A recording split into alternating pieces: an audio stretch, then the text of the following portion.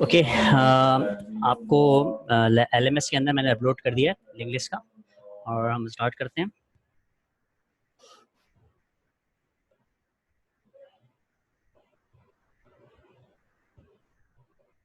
Lab 6 59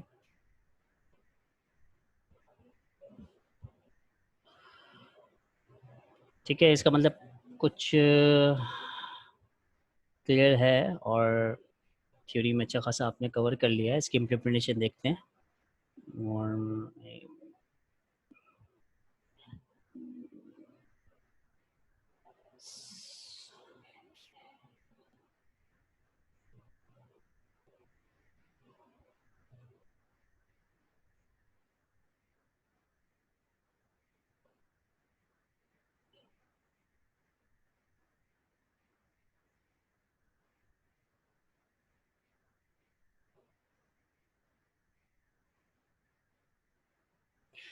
okay, ये आपका lab 6 start है जिसमें लिंक लिस्ट है।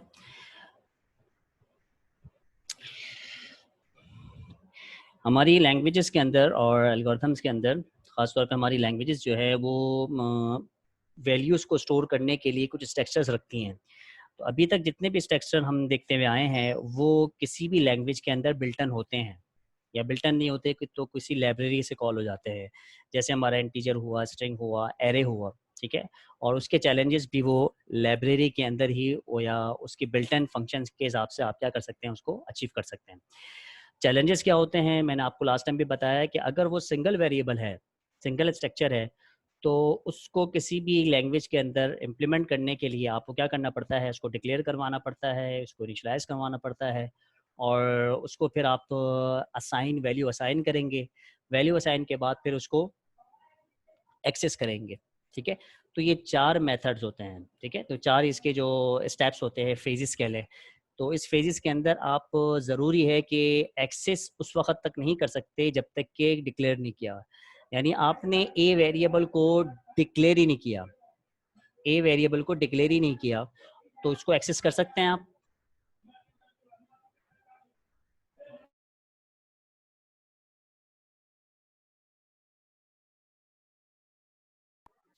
नहीं कर सकते सर।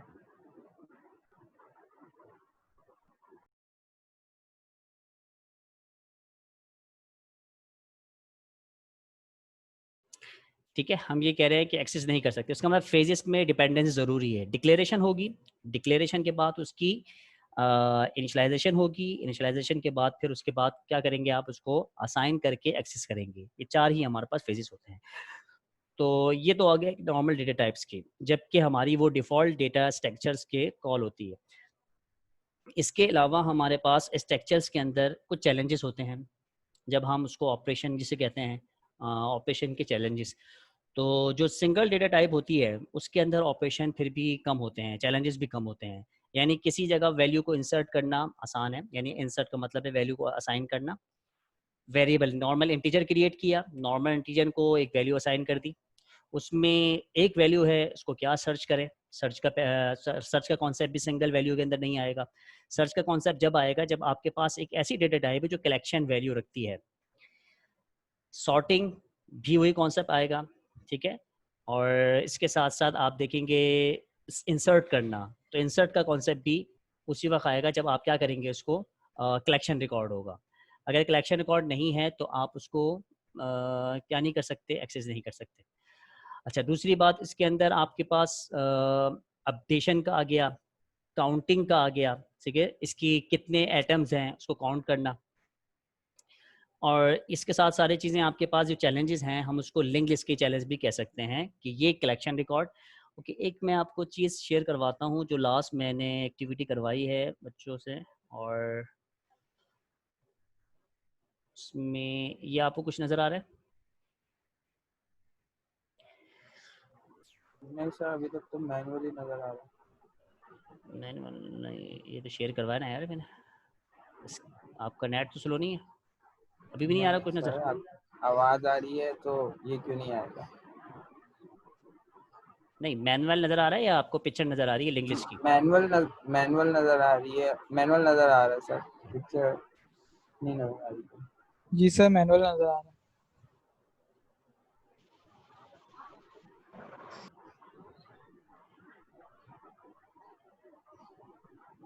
यार ये कैसे हो सकता अब नजर आ गई पिक्चर। है? ओ पे नेट का मसला है, ठीक है। किसी एक के नेट का प्रॉब्लम है। ओके, अब आपके पास इमेज नज़र आ रही है। तो कुछ एक्टिविटी करवाई थी जिसके अंदर हमारे पास डेटा स्ट्रक्चर जैसी कॉम्प्लेक्सिटी की तरफ जाते रहता है, स्ट्रक्चर चेंज करता है अपना, तो उसके चैलेंजेस ज़्यादा होना शुरू हो जाते हैं। तो हमारे पास ये चीज़ें जो सिंगल वैल्यू को स्टोर करने वाले डेटा टाइप्स हैं उसमें इतने चैलेंजेस नहीं होते। जैसे हम कलेक्शन रिकॉर्ड पे आते हैं तो उसके अंदर चैलेंज ज़्यादा हो जाते हैं। एरे ऐसा हमारे पास स्ट्रक्चर था जो अक्सर लैंग्वेजेस वाले उसको अपना बिल्ट इन डेटा स्ट्रक्चर रखते हैं, ठीक है। तो एरे के अंदर भी कॉन्सेप्ट था। अब हम अगर इसको एक ऐसा स्ट्रक्चर की बात करते हैं जिसके अंदर एक रिकॉर्ड एक नोड के अंदर सेव है, एक वैल्यू है जो हमें एक बॉक्स के अंदर सेव है, और उस बॉक्स के अंदर दो पोर्शंस है, एक उसकी करंट वैल्यू और एक आगे वाले का रेफरेंस। अगर इसको देख लें, हम डबल ही कर लें तो पीछे वाले का भी रेफरेंस, ठीक है। एक ऐसा हमें स्ट्रक्चर चाहिए जिसके अंदर रेफरेंस के हिसाब से आपका डेटा क्या करता हो, स्टोर हो रहा हो।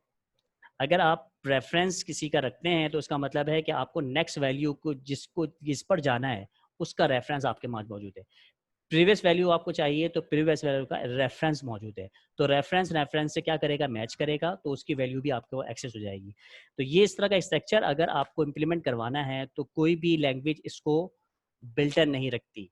जब बिल्टन नहीं रखती तो हमें उस स्ट्रक्चर के लिए अलग से स्ट्रक्चर क्रिएट करना पड़ता है, जिसको हम कहते हैं कि हमारा ओन स्ट्रक्चर है, हमारा यूज़र डिफाइंड स्ट्रक्चर है। अभी तक जितने भी आपने डेटा की टाइप के स्ट्रक्चर पढ़े वो सिस्टम डिफाइंड स्ट्रक्चर थे। एरे भी सिस्टम डिफाइंड स्ट्रक्चर है, ठीक है। स्ट्रिंग भी सिस्टम डिफाइंड है, लिस्ट है, डिक्शनरी है, सब सिस्टम डिफाइंड स्ट्रक्चर है। लेकिन लिंक लिस्ट एक ऐसा स्ट्रक्चर है जिसको हम कह रहे हैं कि हमारा एक अपना क्रिएटेड स्ट्रक्चर है, ये यूज़र डिफाइंड स्ट्रक्चर है, यूज़र क्रिएटेड स्ट्रक्चर है। तो जब हम बिल्टन स्ट्रक्चर को फॉलो अप करते हैं तो बिल्टन ने ये सारे चैलेंजेस अपने पास सॉल्व करके रखे हुए हैं। सॉर्ट करना, तो सॉर्ट का मैकेनिज्म उसके पास मौजूद है। इंसर्ट करना, इंसर्ट का मैकेनिज्म उसके पास मौजूद है, ठीक है। काउंटिंग करना, सर्च करना, ये सारे मैकेनिज्म, ये सारे चैलेंजेस ये कहाँ पर मौजूद है, उस बिल्टन स्ट्रक्चर में मौजूद हैं जिसको हम जिस भी लैंग्वेज के अंदर यूज़ कर रहे होते हैं। ओके, अब हम यहाँ पे बात करते हैं कि जब हमारा ये यूज़र डिफाइंड स्ट्रक्चर जिसका नाम लिंक लिस्ट होगा, ये हमारा अपना क्रिएटेड होगा, तो इसका मतलब है कि उसके सारे चैलेंजेस हमें खुद हैंडल करने हैं। उसकी अपडेट के सिनेरियो को भी खुद हैंडल करना है, उसके डिलीट के सिनेरियो को भी खुद हैंडल करना है, उसकी एक नई नोट रेफरेंसेस किस तरह से कैलकुलेट होंगे उसको हैंडल करना है, एक नोड के अंदर कितने पोर्शंस होते हैं और पहला पोर्शन को क्या रखना है, दूसरे पोर्शन को क्या रखना है, अगर वो डबली है तो तीसरे पोर्शन को क्या रखना है, एक नोड स्ट्रक्चर। और उस नोड स्ट्रक्चर को समझकर हम फिर उस नोड का कलेक्शन रिकॉर्ड बनाएंगे। याद रखिएगा, नोड का कलेक्शन रिकॉर्ड, सही है। तो हमारे पास जब लिंक लिस्ट रेडी हो जाएगी, ठीक है, तो लिंक लिस्ट जो है वो एक नोड है और नोड के अंदर कुछ पोर्शंस हैं जिसके अंदर करंट वैल्यू भी है, रेफरेंस भी मौजूद है, ठीक है। जब ये नोड हमारे पास एक क्रिएट हो जाएगा और फिर हम उसके बाद दूसरे का रेफरेंस देकर दो नोड आगे बन जाएंगे, तो नोड की लिस्ट हमारे पास एक मौजूद होगी, नोड का कलेक्शन रिकॉर्ड हमारे पास मौजूद होगा। जब हमारे पास नोड का कलेक्शन रिकॉर्ड मौजूद होगा तो इस कलेक्शन रिकॉर्ड के अंदर हमारे पास कई चैलेंजेस आ जाएंगे जो आपके सामने नज़र आ रहे हैं। इंसर्शन का, क्रिएशन का, रीड का, सर्च का, अपडेट, चेंज का, ठीक है, डिलीट, रिमूव का और डिलीट ऑर्डर का। इसको सिर्फ एक आप इसको जहन में रखें, इसको लेक्चर के बाद दोबारा देखेंगे और फिर समझने की कोशिश करेंगे कि जो हमने पढ़ा आया कि इसको अचीव किया या नहीं किया।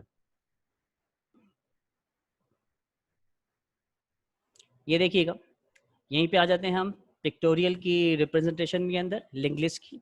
ये हम कह रहे हैं ये नोड है, ठीक है, ये नोड है, ये नोड हमारा अपना खुद क्रिएटेड है, ठीक है, यूज़र डिफाइंड हमने इसकी एक नोड क्रिएट की।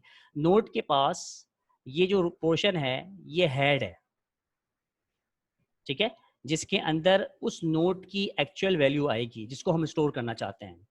और इसके बराबर में एक छोटा सा बॉक्स है। ये बॉक्स हमें बताता है कि आगे वाला, इसके आगे वाला जो नोड आने वाला है उसका रेफरेंस। ठीक है, ये इसी तरह से नोड चलता रहेगा।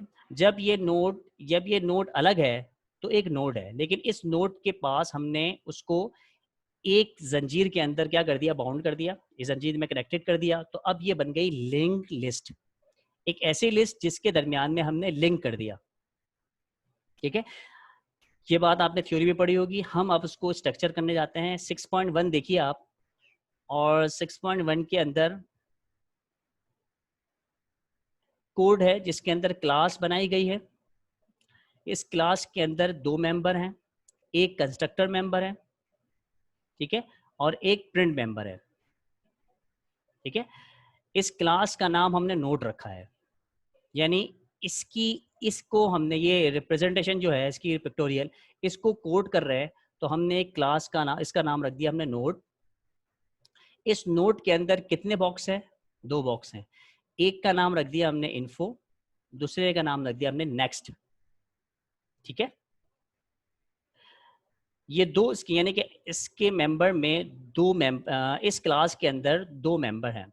2 मेंबर का मतलब इन 2 वेरिएबल्स हैं जो उसको क्या करते हैं, 2 प्रॉपर्टीज हैं एक है। सेकंड हमने मेंबर बनाया, वो भी फंक्शन है, मेथड है। उस मेथड के अंदर क्या है, प्रिंट करेगा। ठीक है, ये क्लास अगर मुझे सी में बनानी पड़ती तो मुझे क्या करना पड़ता, एक ऐसी क्लास हो जिसके अंदर 2 प्रॉपर्टी हो, एक कंस्ट्रक्टर हो, एक प्रिंट का फंक्शन हो, 4 चीजें हो सी शार्प के अंदर। जी सर बताए। ये जो डॉट इन्फो है ये क्या प्रॉपर्टी सर, ये समझ में नहीं आया ये मैं क्या आपको चीज़ है? वो क्लियर करने के लिए सी शार्प का कोड लिखवा रहा हूँ। एक ऐसी क्लास डिक्लेयर करे, ठीक है, जिसके अंदर 2 प्रॉपर्टी हो, इन्फो नाम की और नेक्स्ट नाम की, और एक कंस्ट्रक्टर हो, और तीसरा उसका 2 ये हो गई, तीसरा कंस्ट्रक्टर हो गया, चौथा क्या हो गया, पेरेंट का फंक्शन हो गया। अगर ये 4 मेंबर की सी शार्प के अंदर कोई क्लास हमें क्रिएट करनी पड़ती तो हम क्या कर रहे होते?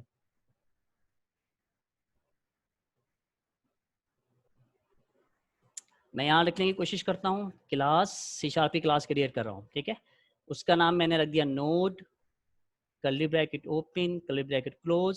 जरा और से देखते रहिएगा। अगर आपने समझ गए तो हमारे पास लैंग्वेज डिफरेंस नहीं होना चाहिए। जो हर चीज़ हम वहाँ कर रहे हैं वो चीज़ हम यहाँ करेंगे।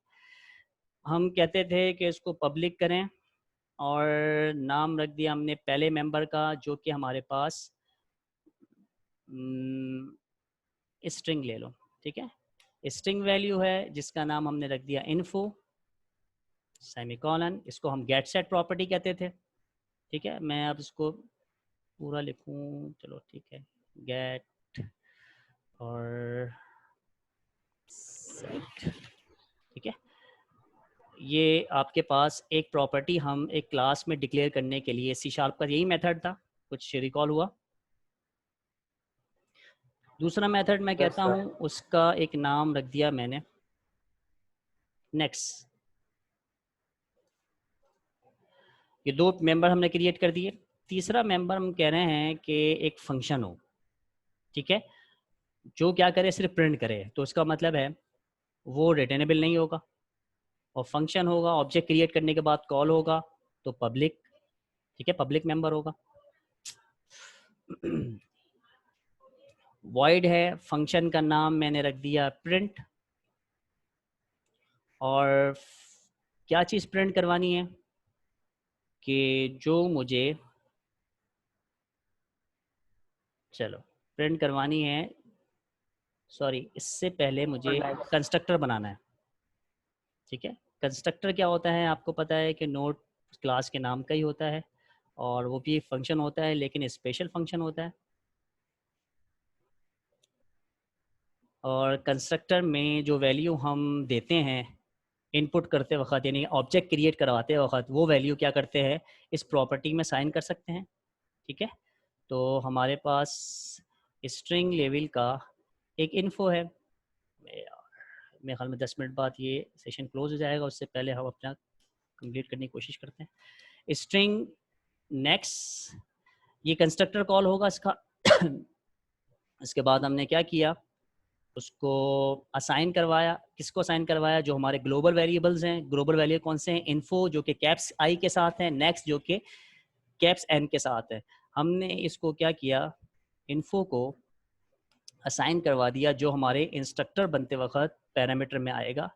सेमीकोलन लगाया हमने, और इसके बाद फिर हम ये नेक्स्ट की बात करते हैं। ये नेक्स्ट वही ग्लोबल वेरिएबल है, और ये नेक्स्ट जो है वो हमारा कंस्ट्रक्टर कॉल होते वक्त जो वेरिएबल दिए जाएगा वो है ये। इसमें किसी कोड को किसी के परेशानी है इसमें? जी, कोई परेशानी है इसमें? जो ये सी# का सर कोड है। इसमें नो सर। ठीक है, सर इसमें बनते ही ये इनपुट ले लेगा क्या इन्फो और नेक्स्ट का? बिल्कुल लेगा। आप जब इसका कंस्ट्रक्टर ये वाला कॉल करोगे, ये पैरामीटराइज कंस्ट्रक्टर है। इसका जब ऑब्जेक्ट क्रिएट होगा, जी सर सही, वो मैंने पैरामीटर्स नहीं देखे थे, समझ गया सर। ठीक है ना भाई? ठीक है जी यार जी ऐसे सर नहीं करो यार, झटका लगता है मुझे नहीं भी। सर, मैंने पैरामीटर्स नहीं देखे थे, तो मैं बोल रहा था ये वो कैसे आपने बराबर कर दिया। चलो ठीक है, कोई मसला नहीं।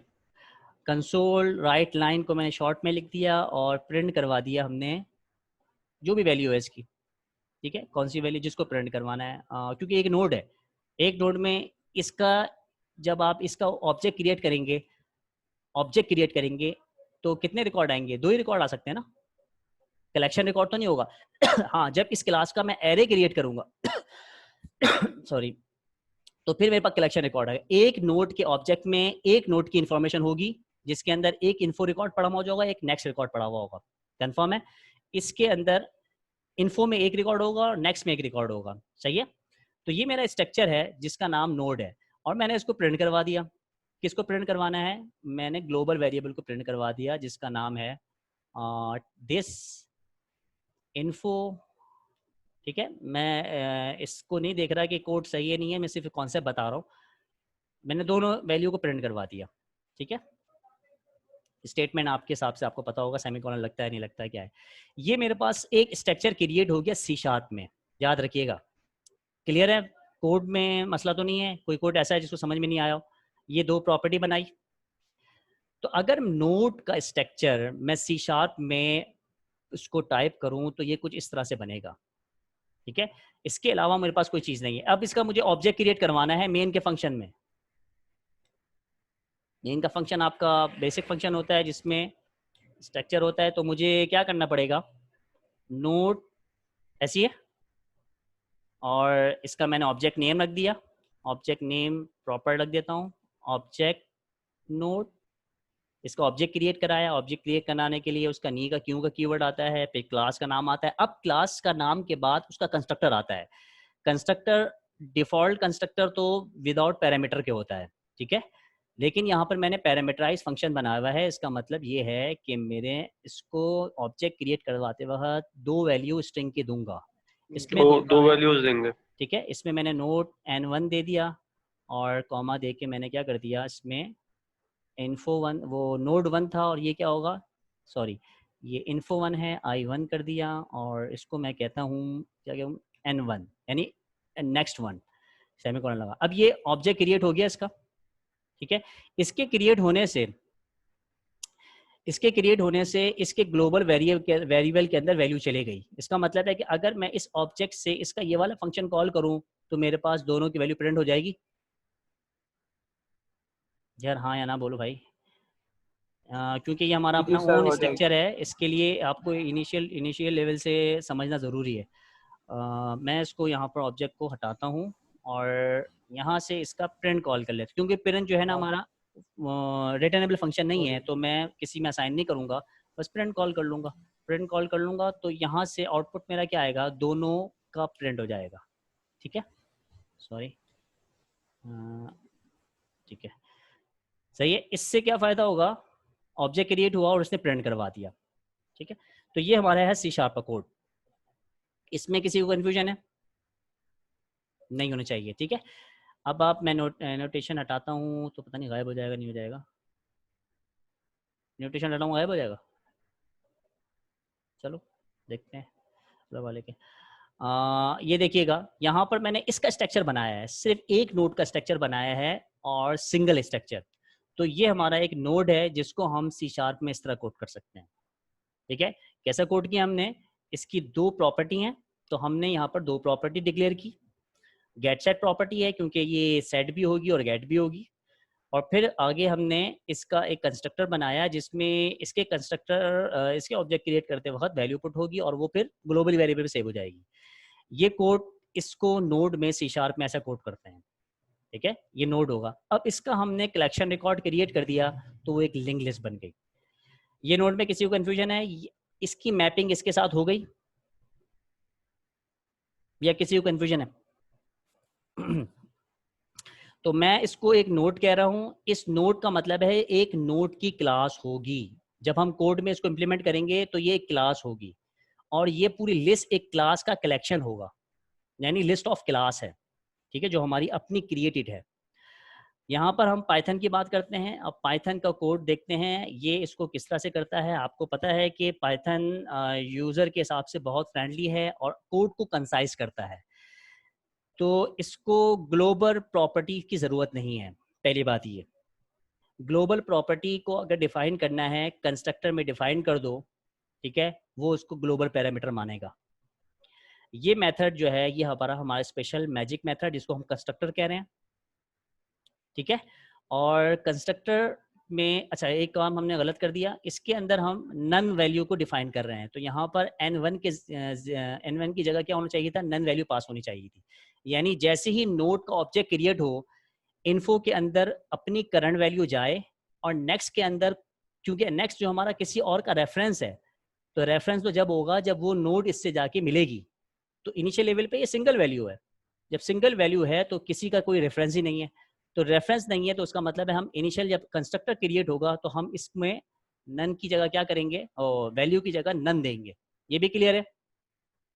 ये नहीं होगी, बल्कि हम यहाँ पर इसकी जगह नन कह रहे होंगे। एक नन वैल्यू को, सर नन वैल्यू क्या देंगे, 0 0 रख देंगे। नन का मतलब हम नल कर देंगे। ठीक है, नल असाइन कर देंगे। और यहाँ ऊपर भी यही, जी ऊपर भी नन डिक्लेयर कर देंगे यहाँ पर जी। नहीं, C# में जरूरत नहीं है ना। C# में तो जो ये पास होगा वही असाइन हो जाएगा। यहाँ पर इस पैरामीटर के जरिए से नन जा रहा होगा। ठीक है, और या फिर हम उसको कंस्ट्रक्टर में एक ही वेरिएबल दे। ठीक है, अगर हम इसका कंस्ट्रक्टर क्रिएट करें तो कहाँ था कंस्ट्रक्टर, ये तो हम ये इसको ना डिफाइन करें, समझ लें इसने भी कंस्ट्रक्टर एक वैल्यू पास की हुई है, ये भी ज़रा समझ लीजिएगा। इसने इसको नहीं पास करवाया।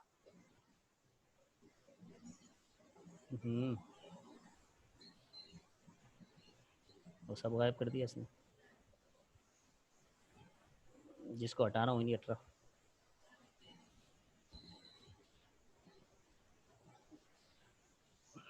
चलो सर इरेजर यूज कर लेना। नहीं, वो में कनेक्टेड वैल्यू थी। ये चीज़ जो है ये हमारे पास कंस्ट्रक्टर में एक ही वैल्यू जाएगी इन्फो की, और उसको डिफ़ॉल्ट में हम नन दे देंगे, नल या नन, जो एक्सेप्ट करता हो ना। ठीक है, और यहाँ पर भी क्या पास होगा, सिर्फ एक ही वैल्यू पास होगी। ठीक है, तो ये इससे कंपेयर हो गया।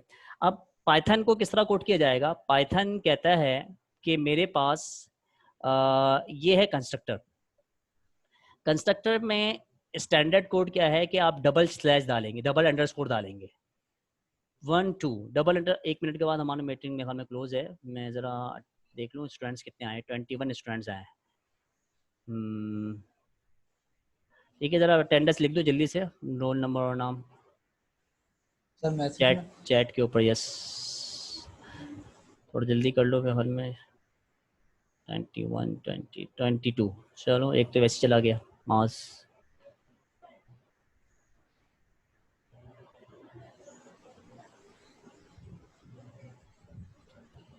जिसने नहीं लिखा होगा वो फिर मुझे बाद में बता देना, मैं उसकी अटेंडेंस दोबारा भी लगा लूँगा, क्योंकि मैं सिर्फ रिकॉर्ड रखना चाहता हूँ अपने जूम के साथ।